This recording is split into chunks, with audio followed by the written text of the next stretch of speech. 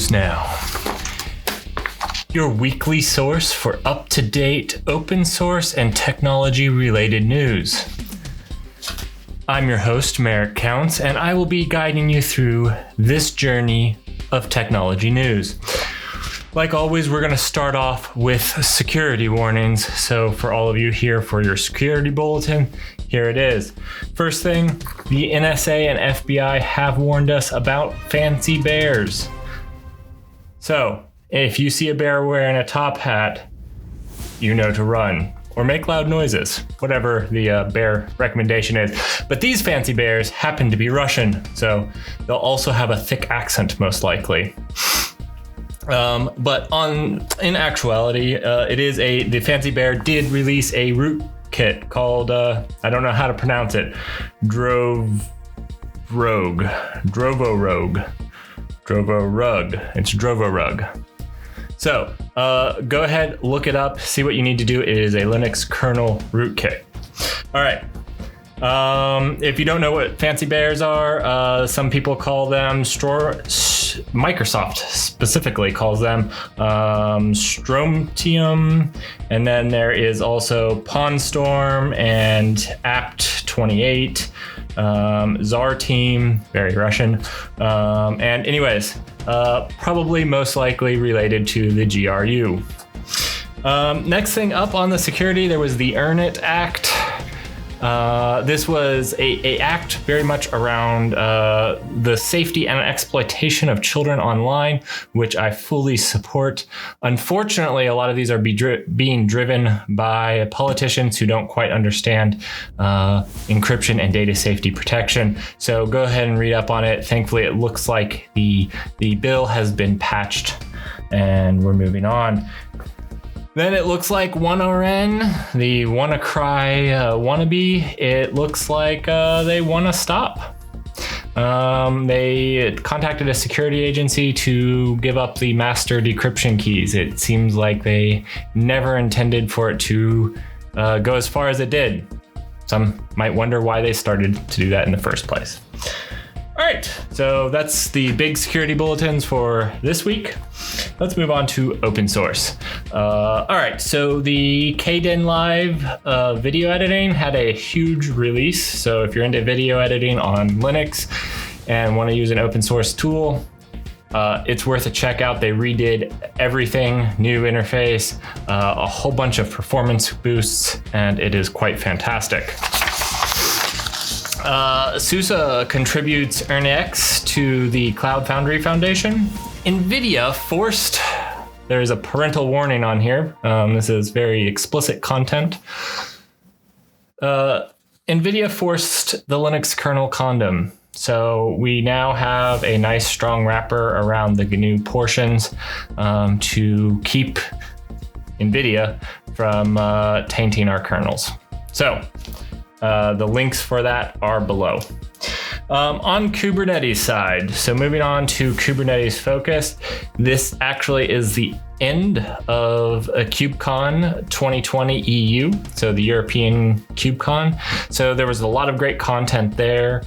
You should check out the videos as soon as they're released. I'm linking the KubeCon YouTube channel, and you can check out them as they're released. I don't know when and if. I'm going to give a rundown of the big takeaways from this KubeCon later. Google kind of takes back Istio. A lot of people thought Istio was already part of the CNCF, and a lot of people that contributed to it assumed that it was going to be a CNCF project, and Google did something strange with it.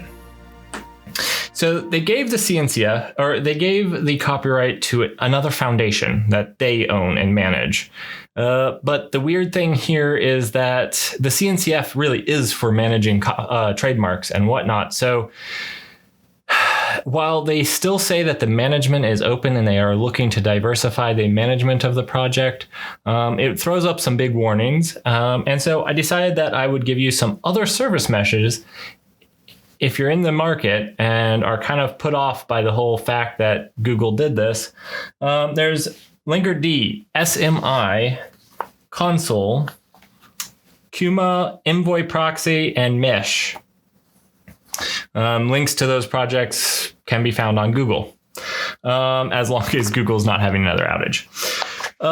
Let's see. This is a little bit of old news, but I thought it was relevant because we're talking about Kubernetes and I didn't cover it previously, was that SUSE acquires Rancher. It's pretty much the end of new Kubernetes startup. So whether it was VMware buying Heptio or Red Hat buying CoreOS, really the whole ecosystem has been shrinking as these startups that have done some cool things get acquired for either the product they made or just the people themselves. All right, so Kubernetes 1.19 has been delayed, but is about to be released. I am doing an entire video on Kubernetes 1.19, what you should see and what you should look forward to in 1.19. But it is news. It is about to be released. So while it was delayed, there are really two big updates that I think are newsworthy here. There's changes to what it means to be beta. So you know how things like live in beta forever in the Kubernetes project and they never go to, that's going to change. So yeah, Ingress went into beta in 2015 and it wasn't closed till or put into release until now. So they're looking to stop that. So the big change here is that when you go into beta, you have 9 months to be released, GA'd. And if you don't, you'll be deprecated and removed in 3 months or 9 months. Now, I think that this could be good. And I think that this could be bad because Kubernetes already struggles with the fact that they deprecate and remove stuff people depend on. And so I foresee that people will get stuff ripped out from underneath them as Kubernetes backwards compatibility doesn't really work well. Well, it doesn't exist. And then the other thing on that is that they're extending it instead of 9 months to 12 months for supportability, which is still not very long. So well, hopefully we'll see some changes around long-term support in the Kubernetes world. But as of right now, it's getting extended by 3 months. All right, the second big thing here, and this isn't really with the 1.19 release, was the hierarchical namespace controller, or the HNC. This is birthed by the multi-tenancy working group and is a way to make hierarchical namespaces. This is to try to solve the hierarchical problem and multi-tenancy inside of a cluster, because right now, really, what I would call real multi-tenancy doesn't exist in Kubernetes. So I want to be clear because some people's definition of multi-tenancy differ between people. Even within my own company, there's always a constant debate about what it means. I left a link so you can see what they're all about if you want to get into that. All right, and so now this brings us to cloud news. So let's talk about Azure. Azure this last week released better support for Kubernetes. This came in improved performance, not only when creating a cluster, but when performing maintenance on the cluster. Supposedly a pretty big bump. They also built in better security. Now, they only really released one thing that they did. They said that they did a lot of things, but they really only talked about how they provide secrets by default for your containers. So encrypted secrets by default. So this is no doubt fantastic, but there's you'd have to do more digging to find out more on that or anything else that they have done. All right. In AWS news, AWS released controllers for the Kubernetes. It's in preview, and this allows you to, wait for it, consume AWS resources in your Kubernetes cluster. Cloud controllers have been around for a while. Thank you, AWS. But they have extended this type of functionality to not only include the standard stuff like load balancers, but to include databases and message queues. So now you can define these things in a Kubernetes way and consume them and create them in Kubernetes. Amazon also released a update 2 new API updates to simplify the consumption of Kinesis streams. So they tried to simplify the entire process, as well as added more secure load balancers by adding defense in depth with desync mitigation mode. You can find more links on what that is down below if you're interested. And AWS Fargate now supports UDP load balancing. DigitalOcean has started charging for floating IPs that are not assigned to pods. Talk about Kubernetes. Not assigned to nodes. That's not what they're called either. Droplets. They are not assigned to droplets. So if you have floating IPs out there made that aren't assigned to a droplet, you are going to start getting charged $7 on the East Coast of the US. And I don't know the prices anywhere else. I could have looked that up and let you know, but I will put up a chart right here with the prices. So they have started charging those. So if you have floating IPs and are not using them, go ahead and release those if you don't need them for some reason in the future, and it will save you some money. They also started to collect taxes in some states per the relevant laws. GCP. All right, for GCP, there was really 2 major things that I wanted to talk about. The first thing was their Dataflow Runner v2, which is a data flow pipeline, a multi-language data flow pipeline. You should check it out. The other thing that really hit Google this last week was service outages. So yeah, if you were especially on the East Coast of the United States, you felt some periodic login issues as well as some other minor issues supposedly caused by a bad router. All right, moving on to the technology section. We'll move on with VMware announced Fusion 12 and Workstation 6 with better Kubernetes support. You'd imagine that they'd have better Kubernetes support buying Heptio. Intel GPU released a little bit of information that seems like they're going to their Xe GPUs are going to be pretty amazing in 2021. Kali Linux gets a GUI desktop for WSL2. So now for all of you that really use Kali UI, which I don't know as many people, but if you do, you can now get the Kali's distribution has built in a way to use basically a remote desktop session on Windows. Talking about WSL2, Microsoft backported support for WSL2 to older versions of Windows, and that should be rolling out now. So any day now, you should be able to support WSL2 on older versions of Windows without updating to some of the later ones that are dev only. How big is too big? Some have asked Microsoft. They released their Flight Simulator 2020, and it is only 130 gigabytes to download. If you're wondering, that will take you 31 hours if you download at 10 megabits per second. That is a really long time. So if you're wanting to play it, you better have already started to download the day before you want to play. All right, so really, Epic Games and Apple have decided to make eBay relevant again. How did they do this? They started to have a fight. So Epic said, we don't want to pay you 30%. And Apple said, well, we don't want your app.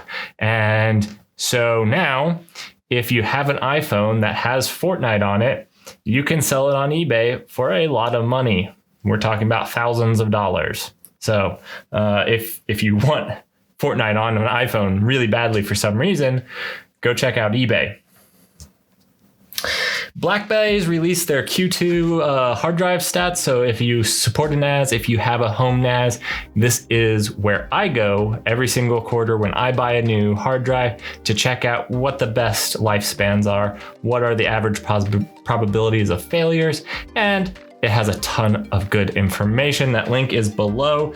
But to sum it up, Seagate has some pretty solid drives across the board, but they don't have the best life. The HGSTs still lead with the fewest failures. Toshiba kind of has they can't make up their mind whether they want to be stable or not, but they still continue to be a little bit better than Seagate. Seagate is pretty much middle of the pack, and then the WDC continues to get better, but is far off from the others. All right, that will wrap up the main thing. There are a couple open source project shout outs.